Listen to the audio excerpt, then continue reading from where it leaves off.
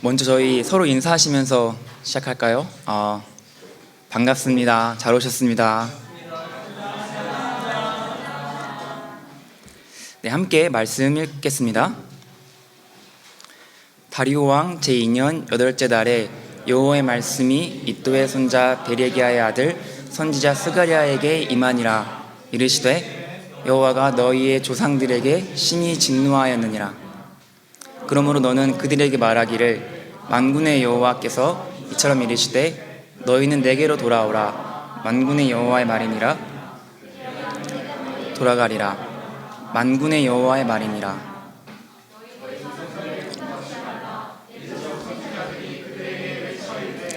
만군의 여호와께서 이같이 말씀하시기를 너희가 악한 길, 악한 행위를 떠나서 돌아오라 하셨다 하나 그들이 듣지 아니하고 내게 귀를 기울이지 아니하였느니라. 여호와의 말이니라. 너희 조상들이 어디에 있느냐? 또 선지자들이 영원히 살겠느냐? 내가 나의 종 선지자들에게 명령한 내 말과 내 법도들이 어찌 너희 조상들에게 임하지 아니하였느냐? 그러므로 그들이 돌이켜 이르기를 만군의 여호와께서 우리 길대로 우리 행위대로 우리에게 행하시려고 뜻하신 것을 우리에게 행하셨도다 하였느니라. 아멘. 저희 외대교회는 함께 큐티를 같이 하고 있는데 요즘은 스가랴서를 본문으로 하고 있습니다. 이제 스가랴서는 구약 마지막 부분에 있는 예언서인데요. 이제 소예언서라고도 해요. 이제 분량이 장수가 적어서 소예언서지 뭐 이렇게 들 중에서 소예언서는 아니고 이제 소예언서로 포함이 되어 있는데 그리고 학개의 스가랴 말라기와 함께 묶이기도 합니다. 그러니까 구약 마지막에 여러 가지 책이 있고 창세기, 출애굽기 등등등 마지막에 학개의 스가랴 말라기라는 좀 생소한 책들로 끝나요. 이렇게 세 가지 책들이 이렇게 묶이는 이유는 쓰여진 시기가 비슷하기 때문이에요. 이제 학개, 스가랴, 말라기는 이스라엘 백성들이 바벨론 포로 생활 70년 동안 포로로 살다가 다시 이스라엘 땅으로 돌아온 후에 쓰여진 책들입니다.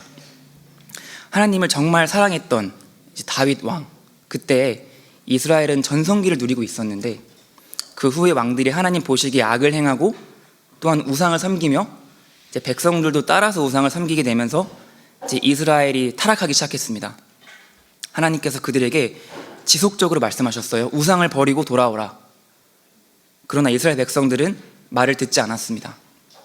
이스라엘 백성들에게 너희 정말 계속 이렇게 악을 행하고 우상을 섬기면 정말 너희 멸망할 거야. 그러니까 다른 강대국에 침략당하고 포로가 되기 전에 나한테 회개하고 돌아오라. 지속적으로 경고하셨지만 끝끝내 이스라엘 백성들은 하나님 말씀을 듣지 않았습니다. 결국 하나님 말씀대로 이스라엘은 망했습니다. 이제 주변 강대국들에게 침략당해서 나라가 완전히 망해버렸습니다. 근데 정말 안타깝게도 이제 그들의 교회였던, 그들의 예배당이었던 예루살렘 성전이 파괴가 되었습니다. 이제 하나님께서 계시는 장소라고 생각을 해서 했던 그 예루살렘 성전이 주변 강대국들에 의해서 파괴가 되었습니다. 그래서 정말로 하나님 말씀대로 이스라엘 백성들이 바벨론이라는 나라의 포로로 잡혀갔죠. 그리고 무려 70년이란 세월 동안 바벨론의 포로로 살았습니다. 이제 하나님의 자녀로 살았던 이스라엘 백성들이 바벨론의 포로가 되어서 그 고난과 수치 가운데 70년을 살았던 거예요. 하나님은 자신의 자녀인 이스라엘 백성들은 버리시는 걸까요? 하나님께서 정말 첫 믿음의 사람 아브라함을 통하여 약속하셨던 것, 그리고 다윗을 통하여 여러 사람들을 통하여 약속하셨던 것, 영원히 너희는 나의 백성이 될 것이다. 분명히 이렇게 약속하셨는데 하나님 백성들이 너무 말을 안 들으니까 하나님이 그들을 버리셨을까요? 아니죠. 하나님이 그들에게 벌은 내리셨지만 영영 버리지 않으셨습니다. 이제 바벨론 포로 생활 중 쓰여진 책들이 바로 다니엘과 에스겔이죠. 너희가 비록 지금 포로 생활을 하고 있지만 정한 때가 차면 너희는 이스라엘로 돌아갈 거야. 그리고 그곳에서 새로운 성전에서 나를 다시 예배할 거다 라고 이 위로의 말씀을 다니엘과 에스겔서에서 말씀하십니다. 근데 정말 하나님의 말씀대로 정한 기한인 70년이 딱 지나자 정말 극적인 사건으로 인해서 이스라엘 백성들은 고국인 이스라엘로 돌아옵니다. 정말 인간이 상상할 수 없는 방법으로 하나님께서 이스라엘 백성들을 포로에서 해방시켜 주었는데 이스라엘이 바벨론에 망했잖아요. 근데 그 바벨론이 또 다른 나라, 바사, 페르시아라는 나라한테 또 망했습니다. 근데 그 페르시아의 왕이었던 고레스가 갑자기 이스라엘 백성들, 포로에 있는 사람들한테 너희 돌아가라. 그것뿐만이 아니라 너희 가서 성전을 지어라. 이렇게까지 말을 한 거예요. 근데 혹자는 이제 바벨론은 막 워낙 주변 나라들을 막 이렇게 침략해서 막 멸망시키고 막 해서 너무 적들이 많아서 쉽게 멸망을 당했기 때문에 이제 바사는 그걸 반면교사 삼아서 그 왕이 이제 막 뭐 이렇게 자기에게 그 침략을 했던 나라들을 좀 이렇게 뭐랄까 그들의 이제 자치권을 이제 세워주는 뭐 그러한 정치적인 의도로 그렇게 그들을 돌려보냈다라고도 하는데, 저희는 알죠. 이미 그 전에 쓰여진 이사야서의 고레스 왕, 고레스란 사람 정확히 이름이 똑같이 이렇게 쓰여져 있어요. 그 왕이 바사 어느 나라에서 일어날 건데 그때 너희가 돌아갈 것이다. 그래서 하나님 말씀대로 이루어진 것이고, 저희가 살면서 뭐 정치적인 것, 사회적인 것, 경제적인 것 여러 가지 변화가 있잖아요. 그것 때문에 저희 삶이 움직이고 변화되는 게 아니라 하나님께서 그것들을 사용하셔서 자기들의 백성들을 사랑하시고 지키시고 인도하시는 것입니다. 그렇게 해서 그들이 돌아왔습니다. 그래서 다윗과 솔로몬 시대에 군사적으로도 문화적으로도 정말 아름답게 꽃피었던 이스라엘이었는데, 막 수년에 걸쳐서 막 금과 은과 온갖 보석으로 지어진 정말 아름다운 예루살렘 성전. 근데 이제는 완전히 폐허가 되었죠. 다 무너져 버렸습니다. 70년의 포로 생활 끝에 폐허가 된 고국으로 돌아온 백성들, 그것을 보면서 그들은 무엇을 할 수 있었을까요? 아니, 무엇을 해야 했을까요? 저희 대한민국도 참 비슷한 상황을 겪었죠. 저희가 1950년 북한의 침략으로 시작된 6.25 전쟁, 그 이후 수개월간 끔찍한 전쟁이 이어졌고, 그 전쟁으로 인해 이 한반도는 폐허가 되었죠. 그때 저희 조상들은 무엇을 할 수 있었을까요? 모든 것이 처참하게 파괴된 그 상태에서 무엇을 어떻게 시작할 수 있었을까요? 네, 하나님께서 정말 이 대한민국을 특별한 은혜를 주셔서 다시 일어날 수 있었습니다. 바로 선교사님들의 도움이었죠. 세계 각국 선교사님들이 전쟁으로 폐허가 된 이 한국에 오셔서 전쟁으로 인해 부모를 잃은 수많은 고아들을 위해 고아원을 세워주시고, 전쟁으로 인한 부상을 입은 환자들을 위해 병원을 세워주시고, 교육을 통해 미래의 희망을 가지라고 학교도 세워주시고, 그렇게 한 것이 전쟁 이후 대한민국 근대사의 첫 출발이었습니다. 폐허가 된 이스라엘 땅에서 백성들이 해야 할 것은 무엇이었을까? 하나님이 원하시는 것은 무엇이었을까? 바로 파괴된 성전을 재건하는 것이었습니다. 하나님을 예배하는 장소인 성전을 짓는 것이 그들이 가장 먼저 해야 할 것이었습니다. 성전이 무엇이 그렇게 중요하냐 생각하실 수 있을 것 같아요. 하나님께서 어디에나 거하신다고 하는데, 뭐 내 마음에도 거하신다고 하는데, 뭐 심지어 온라인으로도 거하신다고 하는데, 굳이 뭐 성전이나 건물을 왜 지어야 하나? 그냥 저희 외대교회처럼 장소 하나 빌려가지고 맨날 세팅했다 풀고 하지, 굳이 뭐 성전을 지어야 하나? 이스라엘 백성들에게는 성전은 남다른 의미를 갖고 있었어요. 이스라엘 백성들은 하나님이 성전에 거하신다고 생각을 했고, 그 성전에서 하나님을 예배하는 것을 굉장히 중요하게 생각했습니다. 왜냐하면 이 이스라엘이라는 나라가 바로 하나님을 예배하기 위해 만들어진 나라이기 때문이에요. 하나님께서는 아브라함이라는 한 사람을 택하시고 아브라함을 통하여 큰 민족을 이루겠다고 약속하셨습니다. 그리고 이삭과 야곱을 통해 수많은 자녀가 태어나게 하시고, 또한 요셉이라는 한 사람을 택하셔서 애굽의 총리를 만드셨죠. 그때부터 수많은 후손들이 애굽에 들어가 살게 되었는데, 그 수가 너무 많아지니까 애굽의 왕이 그들을 노예로 만들어 버립니다.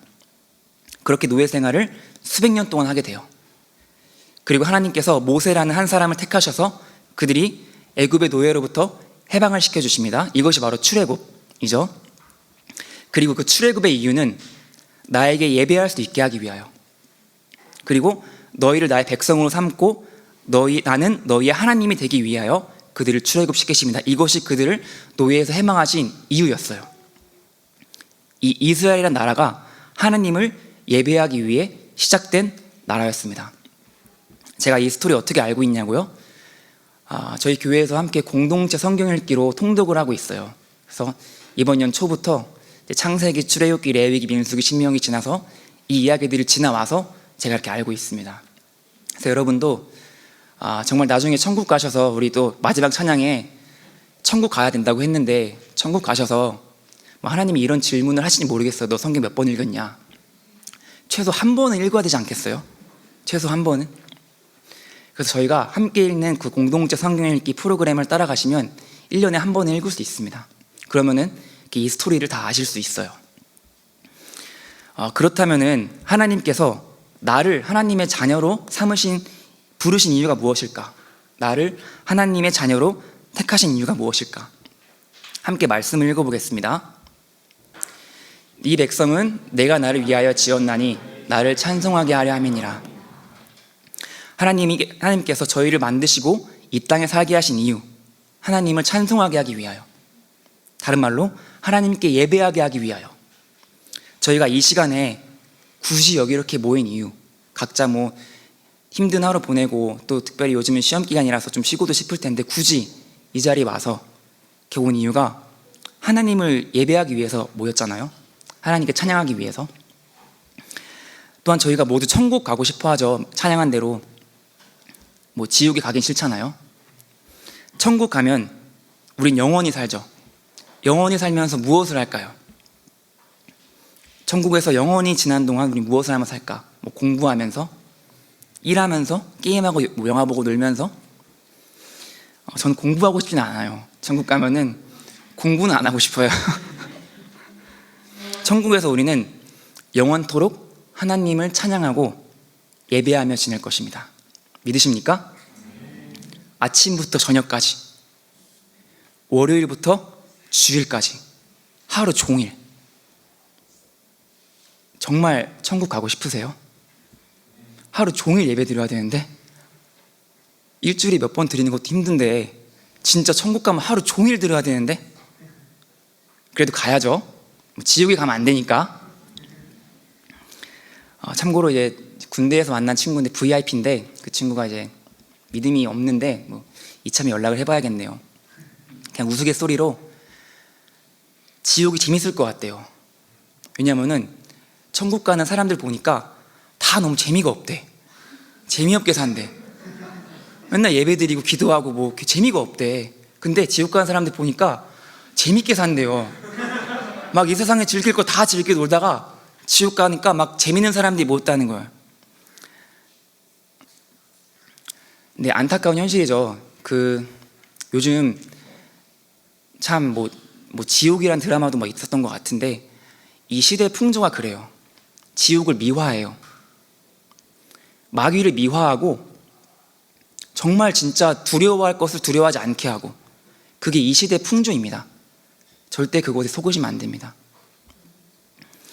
그래서 우리가 이 땅에서부터 정말 하나님을 전심으로 찬양하고 예배하는 삶을 잘 연습해야 합니다. 그래야 천국에서도 그렇게 살 수 있잖아요. 우리의 본향을 천국이라고 하는데, 이 땅에서의 삶은 천국에서의 영원한 삶의 예행 연습, 리허설이라고 하잖아요. 저희가 정말 이 땅에서 하나님을 찬양하고 예배하는 삶에 최선을 다해야지 나중에 천국에서 뻘쭘하지 않겠어요?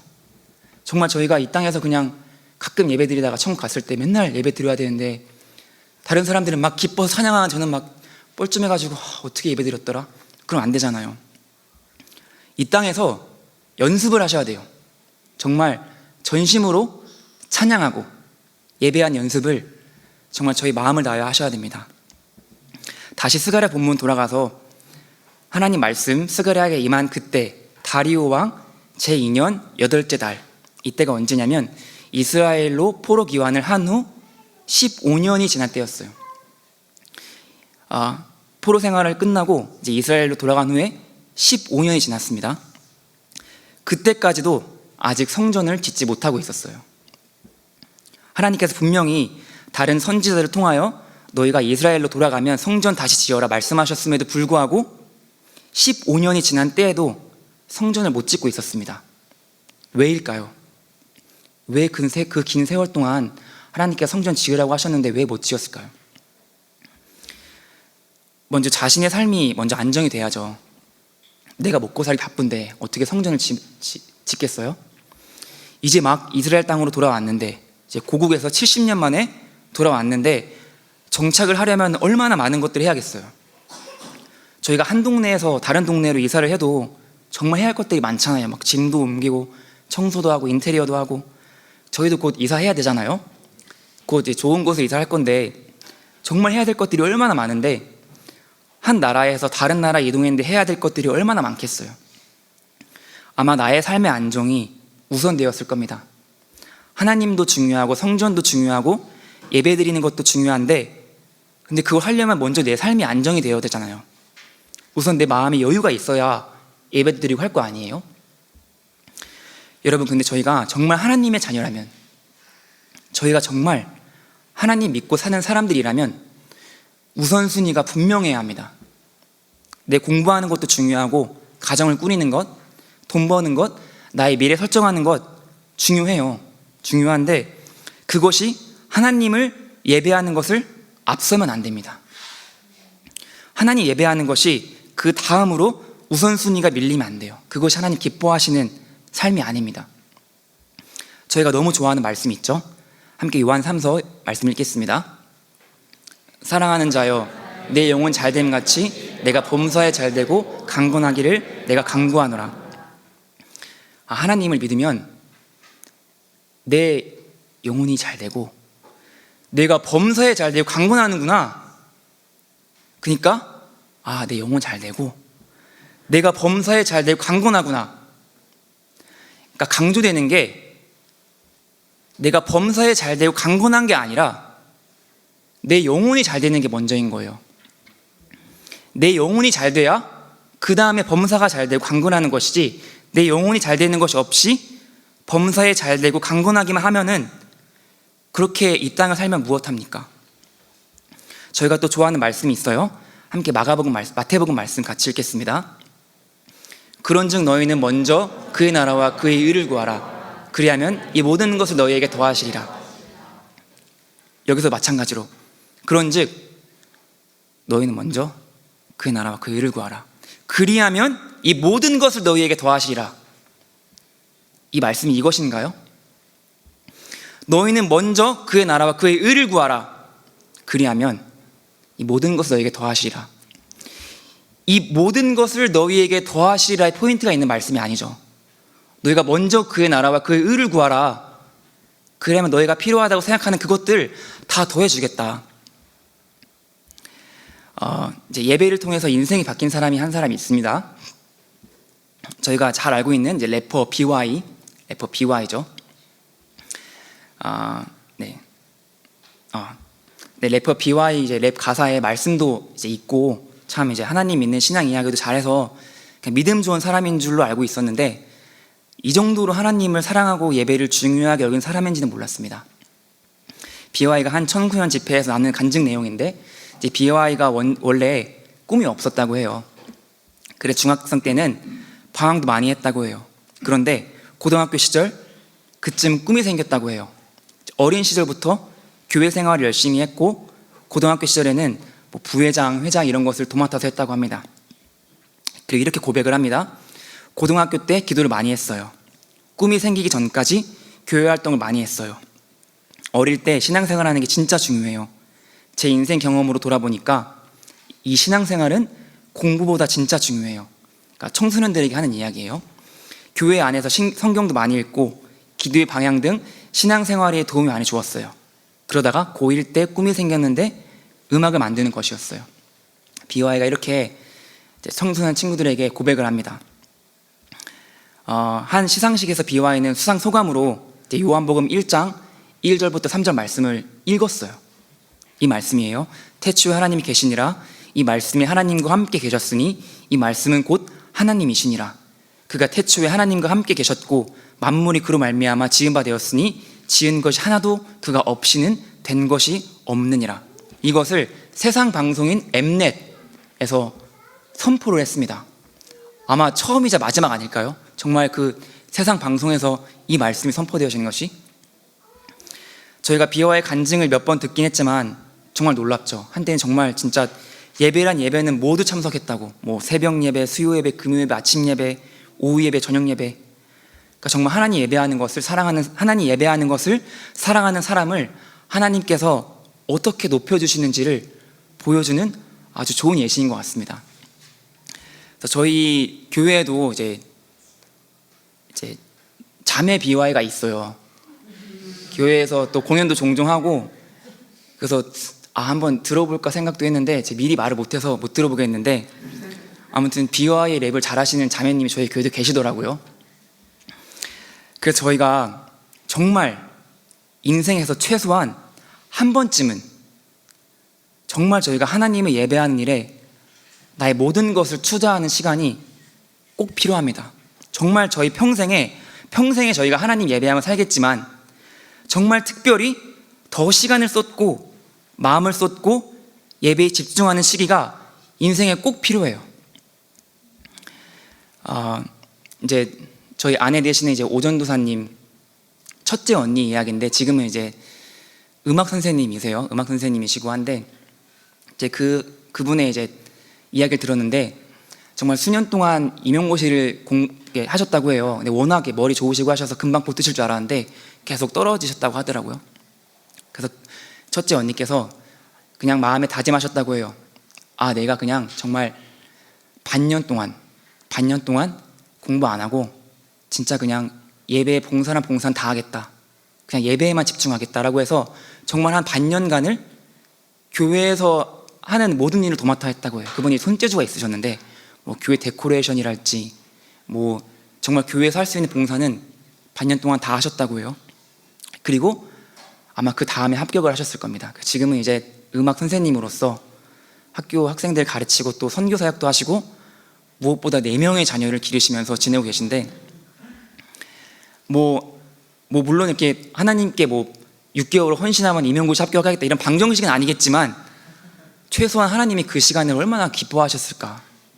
하나님 임용고시면 다른 시험 쳤으면 다른 시험도 붙여주지 않으셨을까요? 그렇게 보낸 시간 결코 손해가 아닙니다.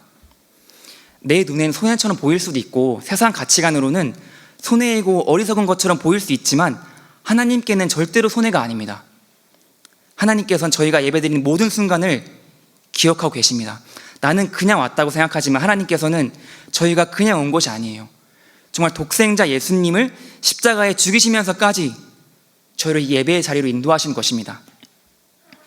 정말 저희가 이 예배의 자리에 올 수 있었던 것은 그 앞전에 엄청난 값이 있었기 때문이에요.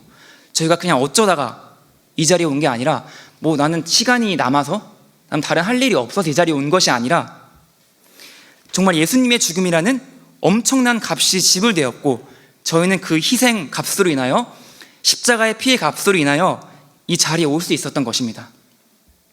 만약 저희가 예배를 드리러 오기 위해서 티켓 값을 지불해야 한다면 그것은 예수님의 피일 거예요. 예수님의 피라는 티켓을 내고 저희는 이 자리에 와야 하는 것입니다. 저희 모두는 정말 이 자리가 얼마나 귀한 자리인지를 반드시 알고 있어야 합니다. 그럼 3절 말씀 같이 한번 다시 읽어보겠습니다. 그러므로 너희는 그들에게 말하기를 만군의 여호와의 말이니라. 그리하면 내가 너희에게로 돌아가리라. 만군의 여호와의 말이니라. 이제 성전을 지어야 하는데 15년 지나도록 아직도 짓지 못하고 있는 백성들에게 하나님께서 가장 먼저 하신 말씀이 너희는 빨리 성전을 지어라 가 아니었습니다. 사실 성전을 지으라고 말씀하시는 것은 이제 나중에 스가랴 8장에 나와요. 너희는 힘을 내어 성전 지어라.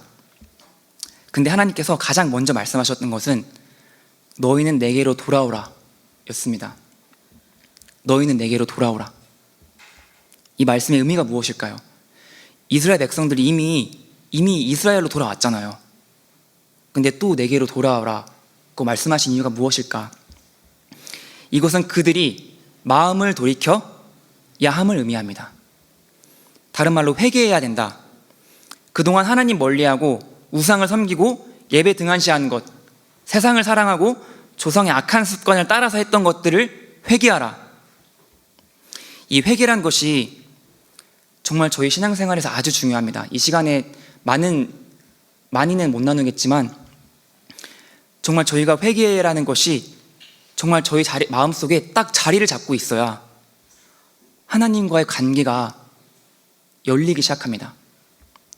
이제 회복이 되는 거죠. 이제 회계 전문가라고도 할 수 있는 브라이언 박 목사님이 우리가 회개해야 되는 이유를 하나님의 명령이기 때문에 회개해야 된다, 이렇게 말씀하셨어요. 회개가 하나님의 명령이기 때문에.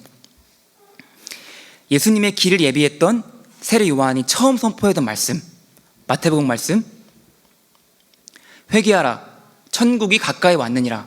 이게 세례 요한이 처음 했던 말씀이에요.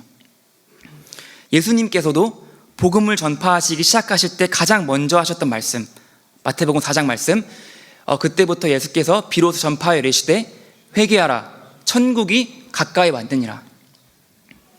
이 회개는 하나님의 명령입니다. 가장 첫 명령이에요. 왜냐하면 이 회개를 해야 하나님께로부터 좋은 것들을 받을 수 있기 때문이에요. 회개를 해야 내 영혼이 잘 되고 그 이후에 범사가 잘 되고 강건하기 때문입니다. 함께 이사야 말씀, 이사야 59장 말씀 같이 읽어보겠습니다. 오직 너희 죄악이 너희와 너희 하나님 사이를 갈라놓았고 너희 죄가 그의 얼굴을 가리어서 너희에게서 듣지 않으시게 함이니라. 그럼 이 회개라는 것을 어떻게 해야 되나? 이 시간에 자세히 못 나누겠지만 자세히 배우고 싶으시다면 또 저희 교회에 있는 이제 새가족반이라는 어떤 프로그램도 있고, 이제 그 이후에 이어지는 제자훈련이라는 프로그램을 통해서 회개에 대하여 자세히 배울 수 있으십니다만, 이 시간 간단히 한 가지에 대해서만 나누자면 저희는 교회에서 들려지는 말씀을 통해 회개할 수 있습니다. 물론 저희가 언제 어디서나 회개할 수 있어요. 언제 어디서나. 근데 특별히 교회에서 예배를 드리는 가운데 하나님께서 내 마음에 찔림을 주시는 것이 있습니다. 그게 바로 성령님께서 역사하시는 것이에요. 저희가 참되게 예배하는 자리에 성령님이 운행하십니다. 그리고 말씀의 칼로 저희 마음을, 저희 양심을 찌르십니다. 저희가 히브리서 말씀을 알고 있죠. 하나님 말씀은 살아있고 활력이 있어 저의 날선 어떤 검보다도 예리하여 혼과 영과 및 관절과 골수를 찔러 쪼개기까지 하며 또 마음의 생각과 뜻을 판단하시나니. 하나님께서는 말씀이 들려지는 이 자리 가운데에서 역사하셔서 우리를 깨닫게 하시고 회개에 이르게 하셔서 참된 회복을 누리게 하십니다. 저희가 회개를 해야 회복이 있습니다. 이 세상을 살아가는 게 만만치가 않죠. 참 제가 제 딸 은별이를 보면서 많이 느끼는데, 은별이가 참 이 험한 세상을 살아가야 할 텐데 어떻게 살아가야 하나. 벌써 첫 번째 고난을 겪었잖아요. 이래와 한별이를 통해서 첫 번째 고난을 좀 심하게 겪었습니다. 며칠 전에 이제 놀이터에 갔는데 이제 언니 오빠들이 놀고 있더라고요. 좀 거친 언니 오빠들이었어요. 그래서 이제 은별이를 되게 이뻐하더라고요. 그래서 딱 이뻐하는데 은별이가 좀 무서워하더라고요. 그래서 막 멀리 피했는데 그 중에 한 언니가, 거친 언니가 은별이 막 억지로 안는 거예요. 막 안고 막 끌어올리고 막 이쁘다고 하고. 근데 은별이 너무 싫어하고, 그래서 막 울상을 짓다가 결국 펑펑 울었어요. 정말 세상은 참 쉽지가 않은 것 같습니다. 저희가 앞으로 살아가야 할 세상도 참 만만치가 않아요. 그래서 저희가 말씀을 통해 힘을 얻어야 합니다. 먼저 회복이 되어야 돼요. 이 세상을 살면서 상한 마음들, 지친 마음들, 그리고 내 안에 쓴 뿌리들, 가정에서, 학교에서, 사회에서 받았던 이 상처들이 먼저 회복이 되어야 저희가 힘을 내어서 이 세상을 살아갈 수가 있어요. 저희가 겉으로 보았을 때는 멀쩡한 사람 같잖아요. 저도 멀쩡해 보이잖아요. 제가 뭐 특별하게 이상해 보이나요, 혹시?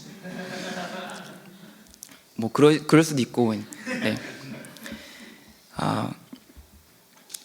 저희 속에는 여러 가지 상처가 있죠. 뭐 사연이 없는 사람, 사연이 없는 가정은 없다라는 말도 있는데, 참 저희가 큐티를 하면서 그 뒤에 간증들을 보면은 진짜 사연이 없는 사람들이 없구나. 저희는 모두 병자이고 환자입니다. 저희는 모두 치유를 받아야 할 사람들이에요. 예수님께서도 건강한 자에게는 의사가 쓸데없고 병든 자에게라야 쓸데있느니라. 나는 의인을 부르러 온 것이 아니요 죄인을 부르러 왔노라 하시니라. 이렇게 말씀하셨어요. 저희가 아무리 겉으로는 건강해 보여도 병원에 가서 엑스레이라는 걸 찍어보면은 이제 발견되잖아요. 뭐가 문제가 있는지. 저희에게도 말씀의 엑스레이로 저희 자신을 비춰봐야 돼요. 어디에 내가 어떤 문제가 있는지. 저희가 이제 외대교회 사역을 이제 시작할 즈음에 하나님께서 저에게 개인적으로 꿈으로 보여주신 장면이 하나 있는데, 제가 손에 긴 칼을 들고 있었는데 그것을 막 심하게 휘두르더라고요. 근데 이게 장난인지 뭐 누구를 공격하려 하겠는지 뭐 모르겠지만 그 칼을 막 심하게 휘둘렀어요. 그리고 제 허벅지를 봤는데 그 칼로 인해서 제 허벅지가 정말 심하게 상해했더라고요. 제 허벅지 한쪽이 정말 흉한 상처들로 가득했어요. 다행히 다리가 잘리진 않았는데 제대로 걸을 수가 없겠더라고요. 다리를 절게 되었어요. 그래서 주변 사람들이 저를 치유해 주기 시작했어요. 그 장면을 통해서 제게 깨닫게 해주시더라고요. 아, 내가 내 인생의 주인으로 살면서 지었던 온갖 죄들로 인해 이렇게 내 스스로 다리를 상하게 했구나. 내가 내 스스로를 못 걷게 했구나. 근데 또 보여주신 것은 제 다른 다리 쪽 허벅지였어요. 거기에는 아주 조그만 상처가 있었어요. 그 상처는 아주 조금해도 진짜 아픈 게 느껴지더라고요. 그때 딱 깨달았어요. 아, 이게 소위 내가 세상으로 받았다고 한 상처구나. 내가 스스로를 연민하면서 사람들에게, 세상에게 상처를 입었다고 하는 것이 고작 이만한 크기의 상처였구나. 저는 그 꿈을 통해서 알았어요. 세상으로부터 받은 상처보다 나의 죄로 인해 스스로 만든 상처가 비교할 수 없을 정도로 더 크구나. 내가 하나님으로부터, 세상으로부터, 사람으로부터 상처받았다고 하는 것은 정말 조그만 흉터에 불과하고, 내가 지은 죄들로 인해 내 스스로 상처는 정말 이토록 흉측하고 끔찍하구나. 이걸 깨닫게 해주시더라고요. 저희가 세상으로부터 받은 상처는 금방 회복할 수 있어요. 말씀 듣고 금방 회복할 수 있어요. 근데 나의 죄로 인한 상처는 회복의 기간이 좀 오래 걸립니다. 저도 꽤 긴 시간을 회개하게 하셨고 회복의 시간도 길게 잡으시더라고요. 저희가 지속적으로 말씀 듣고 마음에 찔림을 주실 때 회개하고 그 말씀이 들리는 자리에 자꾸 찾아가야 하는 이유가 바로 이것이에요. 저희가 겉으로는 멀쩡해 보여요. 주변 둘러봐도 다들 멀쩡해 보이잖아요. TV에 나오는 사람들 다 멀쩡해 보이잖아요. 근데 정말 그 안에는 회복되어야 할, 치유받아야 할 상처가 없는 사람은 한 명도 없습니다. 그래서 저희가 정말 필요하다면 인생의 한순간만큼은 진짜 예배에 목숨을 걸어야 하는 이유가 바로 여기 있습니다. 그리고 하나님께서는 이 회개를 정말 기뻐하세요. 저희 다음 말씀들을 한번 같이 읽어보겠습니다. 누가복음 말씀입니다. 내가 너희에게 이르노니 이와 같이 죄인 한 사람이 회개하면 하늘에서는 회개할 것 없는 의인 99으로 말미암아 기뻐하는 것보다 더하리라. 에스겔 말씀도 같이 한번 읽어보겠습니다. 주 여호와의 말씀이니라. 죽을 자가 죽는 것도 내가 기뻐하지 아니하노니 너희는 스스로 돌이키고 살지니라. 아멘. 하나님께서 자신 자녀들이 정말 회개하고 회복하기를 정말 원하세요. 70년간의 포로 생활로 인해서 마음이 지칠 대로 지친 이스라엘 백성들, 드디어 꿈에도 그리던 고국으로 돌아왔어요. 돌아왔지만 차마 성전을 지을 엄두를 못 냈습니다. 그러한 그들을 불쌍히 여기시고 하나님께서는 스가랴라는 선지자를 보내셔서 가장 먼저 돌아오라, 회개의 말씀을 전하십니다. 너희는 마음을 돌이키라. 너희의 조상의 모습을 본받지 말라. 그들이 나의 말을 듣지 않았던 것처럼 하지 말고 나의 말을 듣고 돌이키라. 그리고 오늘 본문의 다음 구절인 14절에는 다음과 같이 말씀하십니다. 함께 읽어보겠습니다. 너는 외쳐라. 만군의 주님께서 이렇게 말씀하신다. 나는 예루살렘과 시온을 몹시 사랑한다. 내가 너를 사랑한다. 내가 정말 너를 사랑한다. 내가 너를 끝까지 사랑한다. 그리고 또한 힘을 내라고 말씀하십니다. 다 같이 스가랴 8장 9절 말씀 읽겠습니다. 전능하신 나 여호와가 말한다. 내 성전을 재건하려고 기초공사를 하던 때 있었던 예언자들의 말을 지금 듣고 있는 사람들아, 너희는 힘써 성전을 짓도록 하라. 아멘. 저희가 참 이제 어떤 나라를 이제 공식적으로 입국을 하는 사람들이 있잖아요. 뭐 학생의 신분으로든 뭐 일하는 이유로든. 근데 불법으로 입국한 사람들이 있습니다. 불법 체류자라고 하죠. 저희가 하는 회개가 공식적으로 저희가 하나님께 사랑받는 자임을 만들어줍니다. 회개를 하지 않으면 저희는 불법 체류자처럼 정말 간간히 하나님의 사랑 경험하는 듯 하다가도 말고, 뭔가 사랑을 하는 것 같은데도 뭔가 불안하고, 불법 체류자분들이 얼마나 불안하게 살아요. 근데 저희가 회개를 하면은 저희는 공식적으로 하나님의 사랑을 받는 자들이 되는 거예요. 로마서 8장 1절 2절에 이런 말씀이 있습니다. 그리스도 예수 안에 있는 자에게는 결코 정죄함이 없나니 생명의 성령의 법이 죄와 사망의 법에서 너를 해방하였습니다. 예배의 자리를 사랑하고 예배의 자리를 지키며 그 자리에서 들려지는 성령님의 찌르심에 순종하여 회개하며 참된 회복과 은혜를 누리는 저와 여러분 되시기를 간절히 소망하고 기도합니다. 같이 기도하시겠습니다.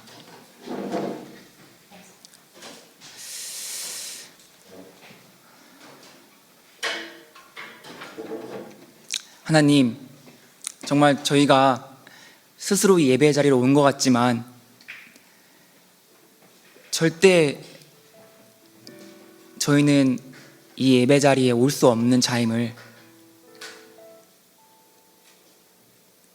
저희가 깨닫게 하여 주시옵소서.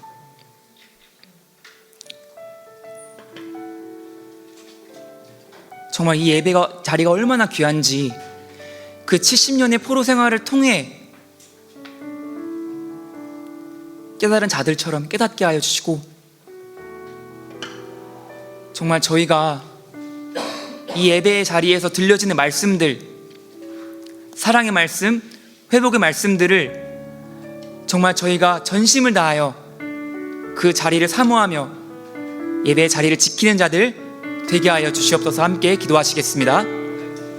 하나님, 주님, 정말 이 예배의 자리, 귀한 자리를 저희가 허락하여 주시니 감사합니다. 하나님, 정말 저희가 저희에게 주어진 예배의 자리를 소중하게 생각하기 원합니다. 정말 누군가는 간절히 원했던 그 자리임을 저희에게 깨닫게 하여 주시옵소서. 정말 주님, 70년의 포로 생활을 마친 후에 깨달았던 정말 그들처럼 저희도 오랜 시간 정말 포로 생활 한 끝에 깨닫는 것이 아니라 정말 주님, 저희에게 깨닫게 하여 주셔서 지금 이 시간 깨닫게 하여 주셔서 정말 이 예배의 자리가 얼마나 귀한 자리인지를 깨닫게 하여 주시옵소서. 이 사랑의 말씀이 있고 회복의 말씀이 있고 저희가 다시 힘을 얻는 이 자리가 얼마나 귀한 자리인지를 주님, 저희 깨닫게 하여 주시옵소서. 그것을 깨닫는 은혜를 저희에게 허락하여 주시옵소서. 주님, 이 시간 정말 저희가 진정한 예배 자리로 나아가기를 합니다. 하나님, 저희가 예배의 자리를 지키는 자들 되기 원합니다. 예배의 자리를 통하여 참된 회복을 얻고 정말 힘을 얻어 이 세상을 살아가는 자들 되기 원합니다. 하나님, 저희를 불쌍히 여겨주시옵소서. 저희를 불쌍히 여겨주시옵시고 정말 예배를 사랑하는 자 되게 하여 주시옵소서. 하나님을 사랑하는 자 되게 하여 주시옵소서. 주님, 저희를 도와주시옵소서. 저희를 불쌍히 여겨주시옵소서. 주님.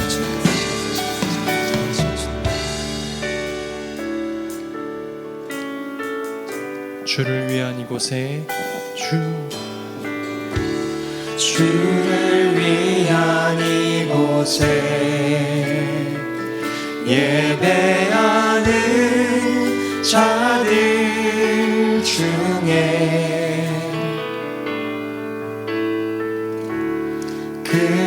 찾는 이 없어 주님께서 슬퍼하시네.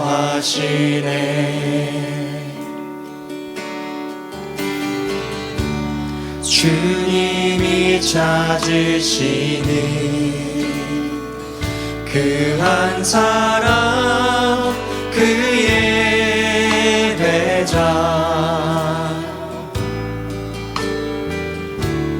내가 그 사람 되기 간절히 주께 예배하네. 주내로 이곳에 주내로 이곳에 서 있네. 주임제에 엎드려 절하네. 그 어느 것도 난 필요 없네.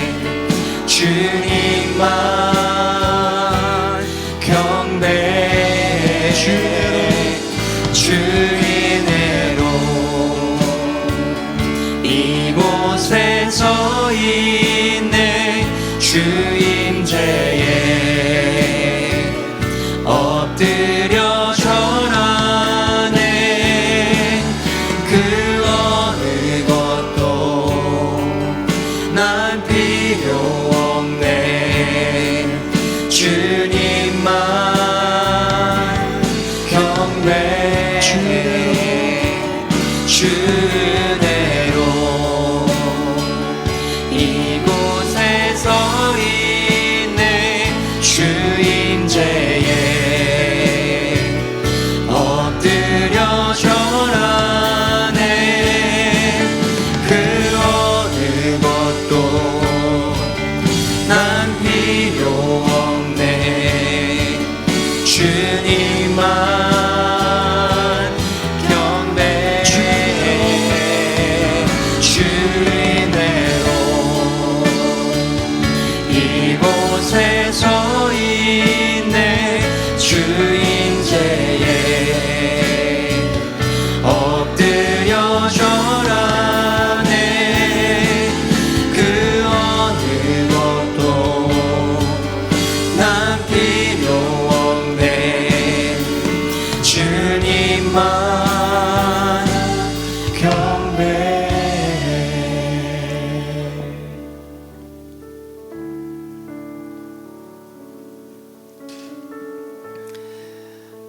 70년의 포로 생활을 마치고 이스라엘로 돌아온 백성들에게 하나님께서 말씀하셨습니다. 돌아오라. 너희는 내게로 돌아오라. 너희 조상들이 나의 말을 듣지 않았던 것처럼, 그리하여서 멸망하고 포로가 되었던 것처럼 너희 그리하지 말고 너희 지금 돌아오라. 세례 요한도 예수님께서도 다른 모든 말씀을 하시기 전에 가장 먼저 하신 말씀, 회개하라. 회개하라. 이 시간 각자 성령님이 인도하심 받으면서 하나님, 이 시간 제가 회개해야 될 것이 무엇일까요? 주님, 이 시간 제가 회개해야 될 것이 무엇일까요? 제가 교묘하게 세상을 사랑했던 것, 제가 교묘하게 한 발은 세상으로 한 발은 주님께로 있었던 것,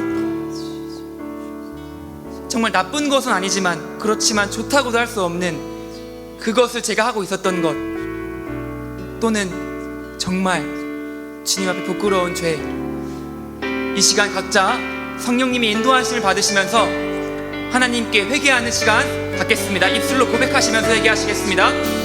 하나님, 용서하여 주시옵소서. 주님, 용서하여 주시옵소서.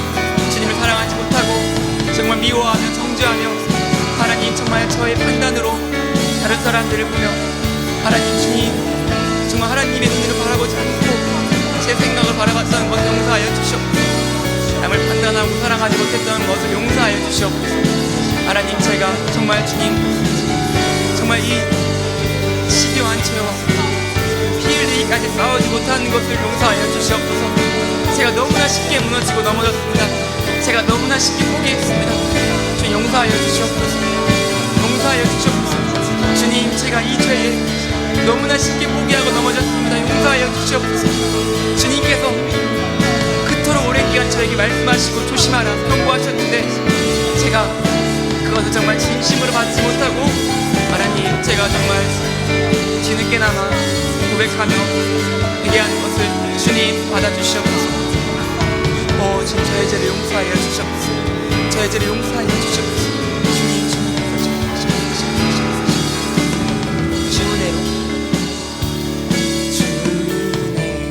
주님 주은혜로 이곳에 서 있네. 주 임재에 엎드려 절하네. 그 어느 것도 난 필요 없네. 주님만 경배합니다. 주님만 경배. 주은혜로 이곳에 서 있네. 주 임재에 엎드려